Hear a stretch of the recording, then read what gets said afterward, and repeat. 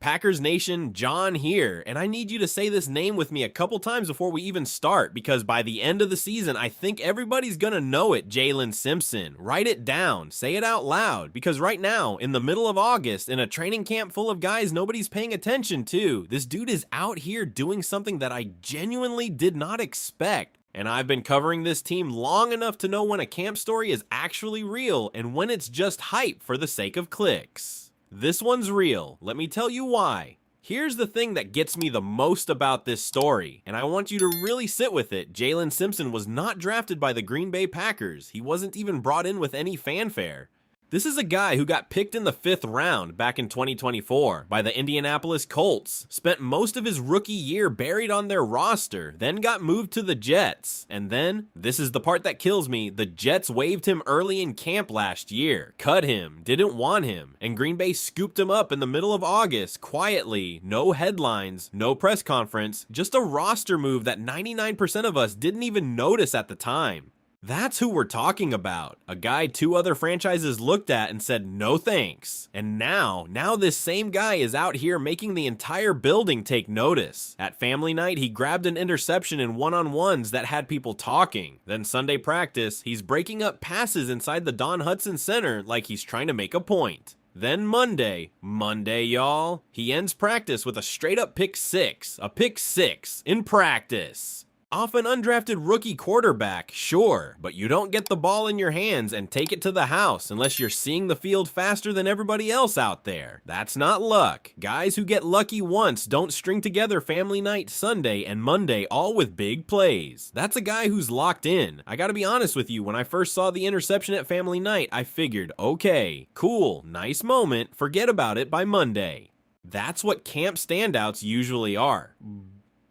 One shiny highlight and then radio silence for the rest of camp. But Simpson kept doing it over and over, and that's when you start to go, wait a second, is this guy actually good? Or did we just miss something when he was bouncing around 2 other rosters? Here's what makes this even sweeter, and this is the part I think a lot of fans are sleeping on. It's not just that he's making plays, it's what he can do on the field, period.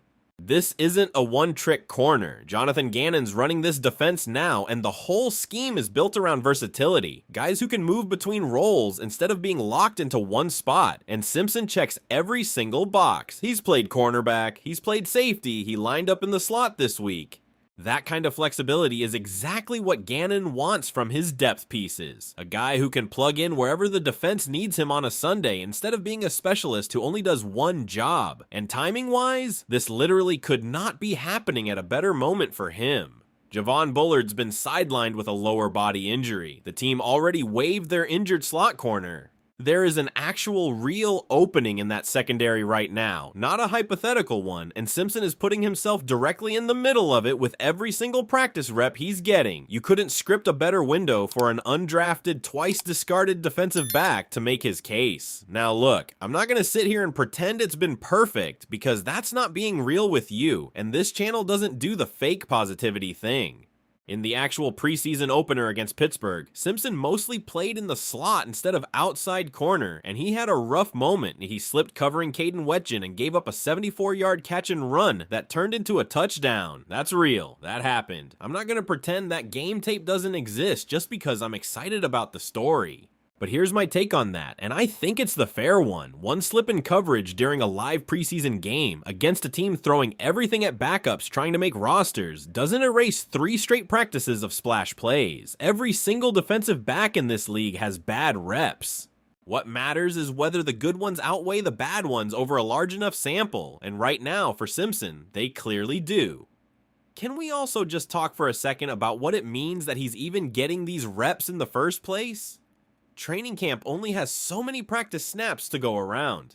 Every rep Simpson gets at corner or safety or in the slot is a rep some other roster hopeful isn't getting. Coaches don't hand out extra opportunities out of charity in August. Every single practice period is evaluation. Every rep is a decision about who they trust enough to put on the field. The fact that he's getting run at 3 different spots tells me the staff already sees something worth developing, and the plays he's making are just him cashing in on the trust they've already started extending him. Let's talk about why this actually matters for the 53-man roster. Because that's the real stakes here, not just camp vibes. Bill Huber, who covers this team as closely as anybody, said Simpson strung together big-time performances at family night on Friday and again on Sunday and Monday, and pointed out that with experience at corner, safety, and now the slot, he could provide legitimate multi-positional depth. That's exactly the language front offices use about guys who are about to make a team. Not, he's a long shot. Not, he's a camp body, multi-positional depth who's earning his spot with production, not with potential. I also think it's worth remembering how brutal this business is for guys exactly like Simpson, because it puts the whole story in perspective. A 5th-round pick gets, realistically, one real shot to prove himself before a franchise moves on, and if that shot doesn't work out, most guys never get a second one anywhere else. Simpson got cut loose by Indianapolis, then cut loose again by New York, and by every normal rule of how this league works, that's usually the end of the story. Instead, here he is in Green Bay, in year 3, further from being drafted and further from anybody's radar than he's ever been, playing the best football of his career at exactly the moment somebody's finally paying attention. That's not a small thing. That's a guy who refused to let 2 rejections write the ending for him. So here's where my head's at with this one, and I want to walk you through why I actually believe this story has legs beyond August, when a team already has an injury at one of the exact positions this guy plays, and he's the one making plays every single day at practice while everybody's watching. That's not a coincidence the coaching staff ignores. Roster spots at the bottom of the depth chart get decided by exactly this kind of stretch, 3-4 weeks, where one guy separates himself while somebody else stays quiet. Simpson's doing the separating right now in real time, in front of us. I want you to think about what it actually takes to do what he's doing. 2 teams already told this kid with their actions that he wasn't good enough, cut, waived. And instead of letting that define him, he shows up in Green Bay and just starts taking the ball away from people. Pick at family night, pass breakup Sunday, a pick 6 on Monday. That's not a guy who's happy just to be here. That's a guy with something to prove. And honestly, those are always the guys I end up rooting hardest for, because you know exactly what's driving them every single rep. One more thing before I get to my question for you, because I think it matters. Depth pieces like this are exactly how this franchise has built winning rosters for years. Not just through first-round picks and big free agent splashes, but through guys nobody else wanted who turn into real contributors because somebody in that building saw something and gave them a real chance. If Simpson makes this roster, he's not just a nice camp story, he's proof the scouting and development process is still working the way it's supposed to, even on the guys who show up with almost no name recognition at all. So Packers Nation, I want to hear from you on this one. Are you buying the Jaylin Simpson hype, or do you think one bad rep against Pittsburgh tells us more than 3 good practices? Do you think he makes this 53-man roster? And if he does, do you think he's a real contributor this season, or just camp depth that fades once the games start counting for real?